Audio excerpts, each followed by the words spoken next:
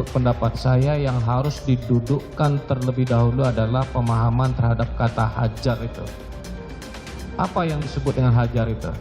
Ya, apakah hajar itu dipukul, ditembak, atau dianiaya?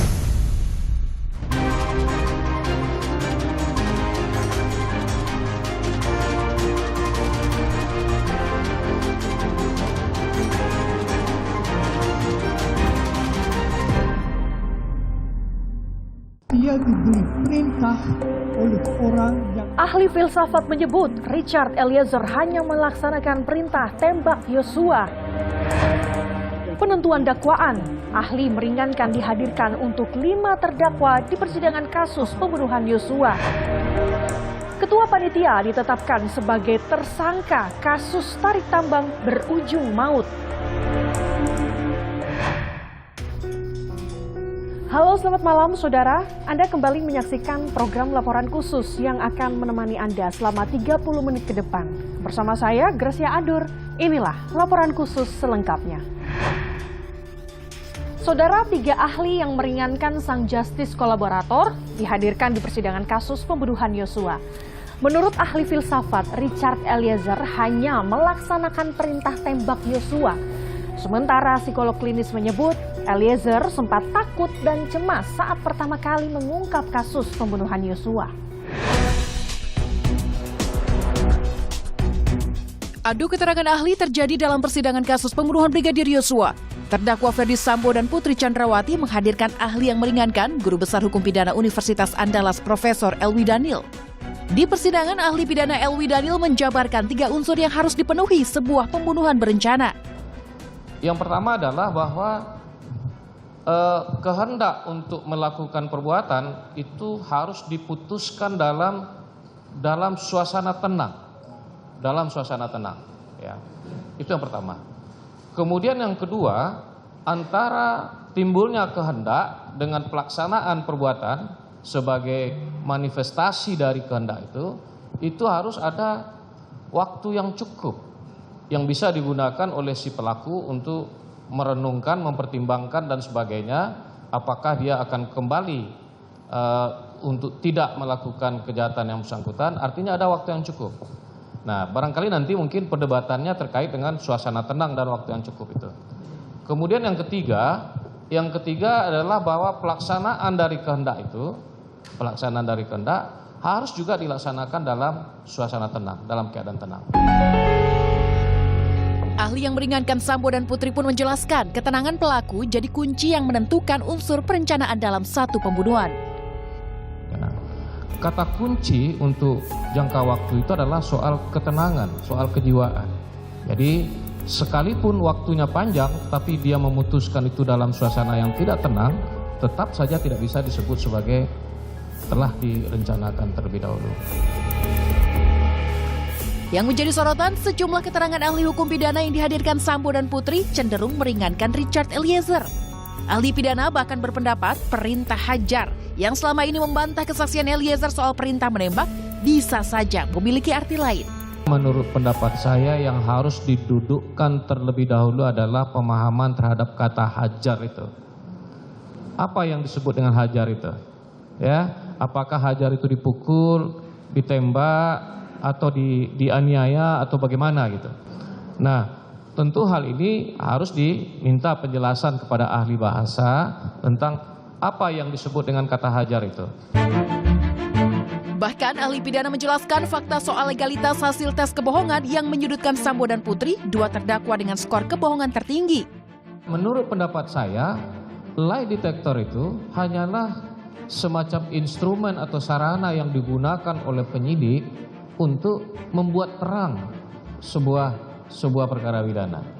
Jadi hanya semacam alat bantu bagi penegak hukum untuk membuat terang sebuah tindak pidana. Dan dia tidak menjadi alat bukti. Akan tetapi pada ketika hasil dari proses lie detector itu disampaikan dalam forum persidangan oleh ahlinya, maka dia akan menjadi alat bukti dalam bentuk keterangan ahli.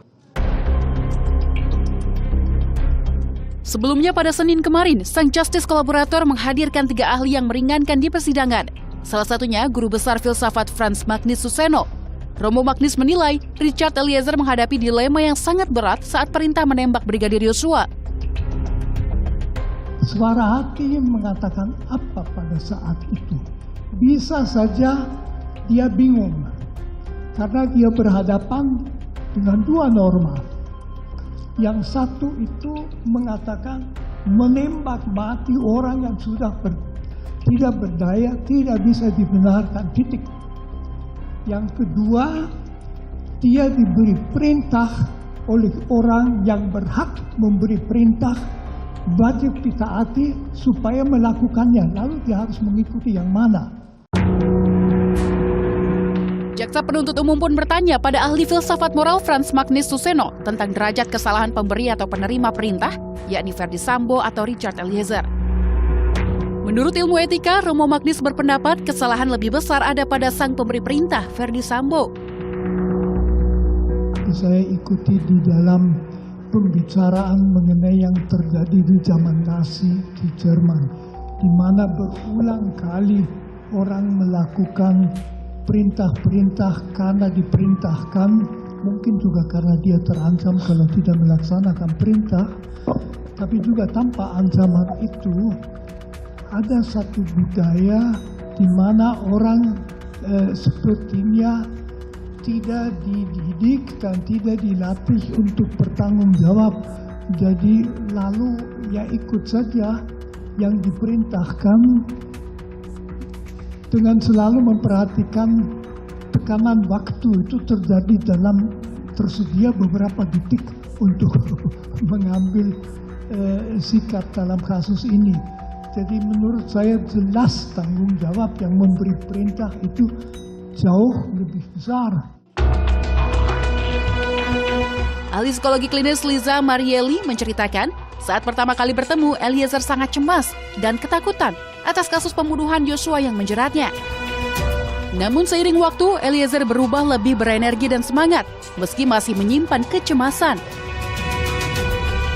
Ketika dari awal ketakutan itu sangat jelas, yang tadi saya katakan pertama kali ketemu jelas sekali ada gesture takut, ada gesture cemas, gesture dia tidak bagaimana ini ke depannya nanti harus seperti apa, dan itu banyak menampilkan gesture-gesture tubuh yang cemas dan takut seperti itu, bermain-main tangan, menghindari kontak mata, hal-hal demikian. Tapi seiring dengan waktu ketika perlahan-lahan mulai ada dukungan kepada dia baik dari orang tua, dari para penasihat hukum, dari banyak hal, analisanya mulai jalan apa yang harus dia lakukan. Nah, ini kemudian emosi takut ini tertransformasi menjadi paling tidak dari hasil tes yang terlihat ada kecenderungan hipomania. Nah, apa itu hipomania? Hipomania adalah kondisi psikologi seseorang yang tampak sangat berenergi dan bersemangat, berbeda dari biasanya. Jadi setelah takut, sepertinya kemudian Richard Eliezer itu memutuskan untuk oke, saya harus melakukan sesuatu atas kondisi ini.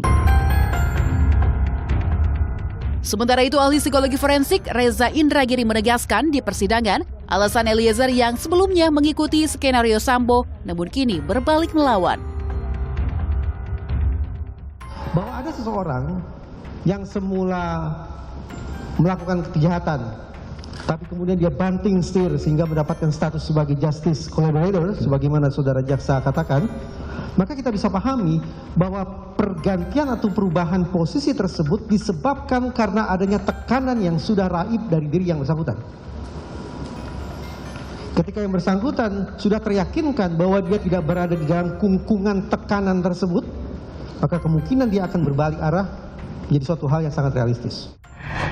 Kalau Ibu menyimpulkan saya di bawah rata-rata, saya ikhlas, Bu.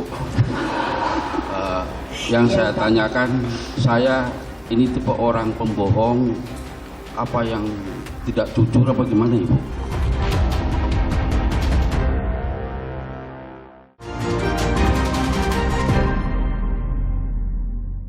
Saudara, saksi ahli dihadirkan untuk 5 terdakwa di persidangan kasus pembunuhan Yosua. Sidang ini menjadi penentuan untuk membuktikan dakwaan. Jaksa pun kembali mencecar ahli psikologi forensik terkait hasil asesmen tingkat kecerdasan Sambo yang di atas rata-rata. Sementara itu, hasil asesmen Richard Eliezer menunjukkan kepatuhan tinggi terhadap figur otoritas. Persidangan kasus pembunuhan Brigadir Yosua 21 Desember lalu, jaksa menghadirkan 3 saksi ahli untuk 5 terdakwa Ferdi Sambo, Putri Chandrawati, Richard Eliezer, Kuatmaruf, dan Ricky Rizal. Sidang ini menjadi kesempatan terakhir jaksa penuntut umum untuk membuktikan dakwaannya. Saksi ahli psikologi forensik Reni Kusumawardani mengungkap hasil asesmen dari kelima terdakwa dan Brigadir Yosua. Dalam kesaksiannya, ahli menggunakan berbagai rangkaian metode psikologi. Untuk hasil asesmen Brigadir Yosua, ahli meneliti semasa hidup korban. Namun data tersebut dinilai tidak lengkap karena Yosua merupakan korban pembunuhan. Untuk korban Joshua, kami menggunakan metode yang lazim digunakan di dalam psikologi, itu metode retrospektif. Jadi kami mencari data dari orang-orang signifikan, termasuk keluarga di Jambi, teman-teman dekatnya, teman-teman kerjanya semasa di Jambi, teman sekolahnya, dan juga teman-teman kerjanya di Jakarta. Namun dalam pengadilan, data rekan kerja sempat menyebut ada perubahan perilaku Yosua saat ditunjuk menjadi IDD Camp atau ajudan Ferdi Sambo. Penampilannya terkesan lebih mewah dibanding sebelumnya, menunjukkan power dan dominasi terhadap ADC dan perangkat rumah tangga lain, berperilaku yang dinilai ada kalanya tidak selayaknya dilakukan oleh ADC, merasa lebih dipercaya dan diistimewakan oleh Ibu Putri dan memiliki keberanian untuk menunda serta tidak melaksanakan perintah dari atasan, lebih mudah tersinggung dan menampilkan respons kemarahan. Sedangkan hasil asesmen terdakwa Ferdi Sambo, ahli psikologi forensik menilai Sambo memiliki kecerdasan di atas rata-rata. Ia menyebut potensi agresi terlihat pada diri Sambo yang mudah emosi jika beririsan dengan harga diri dan martabatnya. Tipe kepribadiannya, pada dasarnya Bapak Ferdi Sambo ini merupakan individu yang kurang percaya diri dan membutuhkan dukungan orang lain di dalam bertindak dan mengambil keputusan, terutama untuk hal-hal yang besar. Jadi ada mudah self-esteem-nya, harga dirinya itu terganggu apabila dia kehormatannya itu terganggu, seperti itu. Ada hal menarik dalam kesaksian ahli psikologi forensik yang dihadirkan jaksa mengenai hasil psikologi terdakwa Putri Chandrawati. Ia menyebut peristiwa kekerasan seksual yang dialami Putri Chandrawati layak dipercaya. Saya rasa kapasitas kami menjelaskan, mengklirkan tentang perilakunya.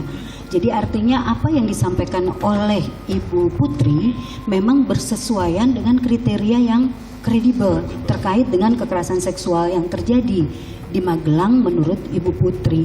Ini yang kemudian perlu didalami oleh hukum tentunya.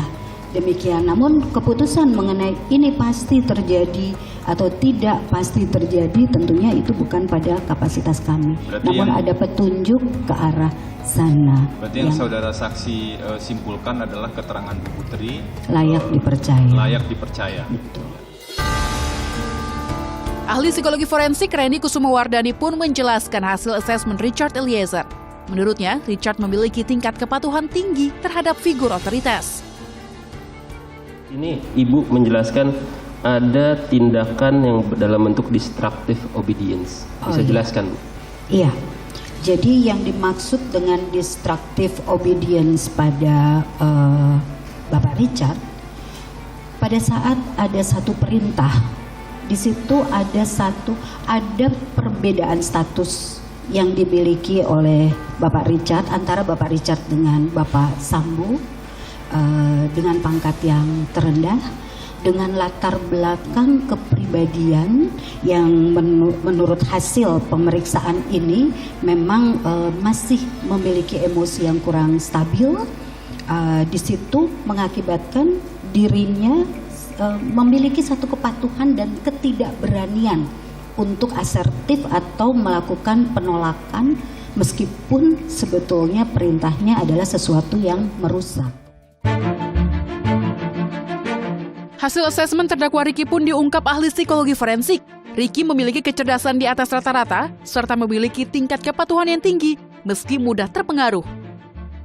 Bapak Riki secara umum taraf kecerdasannya tergolong di atas rata-rata dibandingkan individu kelompok usianya dan tampak mampu mengaktualisasikan potensi intelektual yang dimilikinya untuk berespon terhadap lingkungannya secara adaptif. Sementara hasil asesmen Kuat, ahli menyebut tingkat kecerdasan Kuat di bawah rata-rata. Namun, Kuat memiliki tingkat kepatuhan yang tinggi dan tidak mudah terpengaruh. Momen lucu pun terjadi pada saat terdakwa Kuat Ma'ruf menanyakan hasil asesmennya kepada ahli psikolog forensik. Dalam persidangan, Kuat merasa sering disebut pembohong dan tidak jujur. Mohon maaf Ibu, kalau Ibu menyimpulkan saya di bawah rata-rata, saya ikhlas Bu. Yang saya tanyakan, saya ini tipe orang pembohong, apa yang tidak jujur apa gimana Ibu? Soalnya akhir-akhir ini saya sering disebut pembohong dan tidak jujur Ibu, dan saya sakit dengan bahasa itu Ibu. Dari hasil pemeriksaan kami, semua kebohongan memang pernah terjadi kebohongan dan itu sudah diakui, kemudian direvisi dan kemudian kami mengukur kredibilitas keterangan Bapak. Demikian, seperti yang tadi telah kami sampaikan. Jadi simpulannya sebetulnya karena kepatuhan yang sangat tinggi seperti itu dan ada satu situasi tidak tahu menau berada di dalam satu tempat dalam situasi yang seperti itu ya sehingga berada di tempat yang keliru ya Pak ya pada saat itu. Demikian. Terima kasih Bu. Padahal aslinya jujur ya Ibu.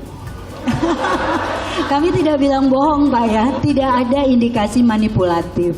Ya, terima kasih. Ya. Terima kasih. Setelah itu dia main selfie ibu-ibu ini, pegang-pegang tali main selfie.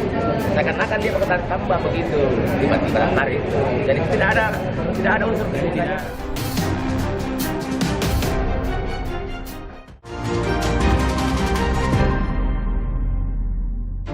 Saudara, Ketua Panitia ditetapkan sebagai tersangka kasus tarik tambang berujung maut yang digelar oleh Ikatan Keluarga Alumni Universitas Hasanuddin.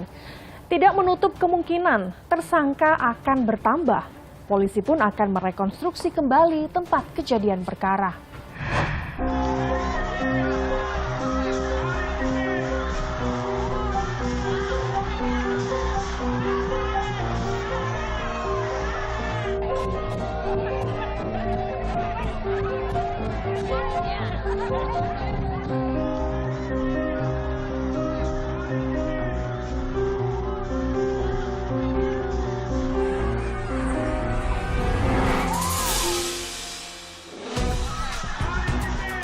Ketua Panitia berinisial RS ditetapkan sebagai tersangka kasus tarik tambang Ikatan Keluarga Alumni Universitas Hasanuddin atau IKA Unhas yang berujung maut.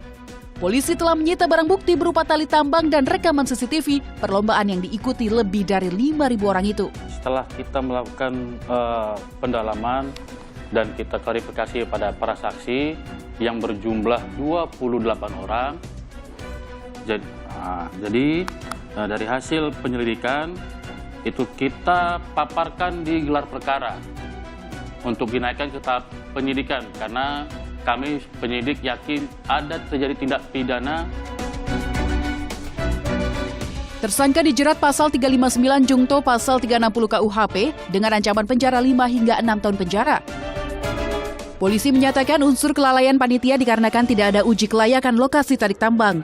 Kemudian aba-aba berhenti dari stopper tidak terdengar sampai ke tim merah sehingga penarikan berlangsung sepihak yang menyebabkan korban tersentak. Tenaga medis di lokasi juga sangat minim, hanya 4-6 orang yang bersiaga di tengah 5.000 peserta. IKA Unhas Sulawesi Selatan menggelar lomba tarik tambang Minggu 18 Desember lalu.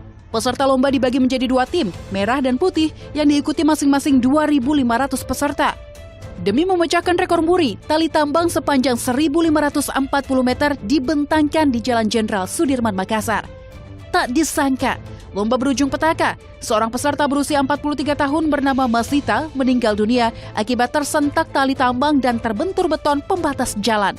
Sementara, 8 peserta mengalami luka sobek dan lecet hingga patah tulang. Panitia acara sempat membantah terjadi kelalaian dan menyebut swafoto alias selfie lah yang menjadi penyebab kecelakaan. Setelah itu dia main selfie ibu-ibu ini, pegang-pegang tali main selfie, seakan-akan dia pakai tali tambang begitu, tiba-tiba tarik itu. Jadi tidak ada unsur kesengajaan. Tidak ada tali putus juga Pak ya? Benar tali putus Pak, tali itu besar, malah bisa putus. Tidak ada yang dicari di leher? Oh tidak ada Pak, lilit itu, tidak ada. Masa bisa lilit orang banyak? Logikanya di mana? Namun, rekaman CCTV di lokasi kejadian patahkan alasan panitia. Tampak jelas dalam rekaman, Masita tidak sedang bersuah foto. Ia pun tidak memegang tali tambang. Masita terpental setelah kakinya tersentak tali tambang, kepala Masita pun membentur barier beton. Wali Kota Makassar sekaligus Ketua IKA Unha Sunset, Mohramdan Pomanto, menyayangkan insiden tersebut. Ia mengaku sebelum acara sempat memberikan peringatan. Semua orang lihat bahwa saya sampaikan bahwa hindari masuk ke dalam tali, ke dalam masuk kanan. Karena situ kan ada separator. Kalau di situ kan pasti sempit, makanya kenapa saya suruh ke sebelah kanan tali kan, ke sebelah selatannya timurnya. Tapi kan tidak ada yang pernah duga ada insiden begitu. Jadi saya menyampaikan duga kita yang begitu mendalam. Hingga kini polisi terus mendalami kasus tarik tambang berujung maut itu. Tidak menutup kemungkinan tersangka akan bertambah. Polisi pun akan merekonstruksi kembali tempat kejadian perkara. Informasi tadi sekaligus menutup perjumpaan kita. Kami, segenap kru yang bertugas, mengucapkan selamat Natal dan Tahun Baru 2023. Tak lupa kami juga selalu mengingatkan kepada Anda untuk waspada karena COVID-19 masih ada. Selalu pakai masker saat beraktivitas di dalam ruangan. Vaksinasi lengkap dan booster untuk perlindungan sempurna demi imunitas kita semua. Saya Gracia Andur, pamit undur diri. Sampai jumpa.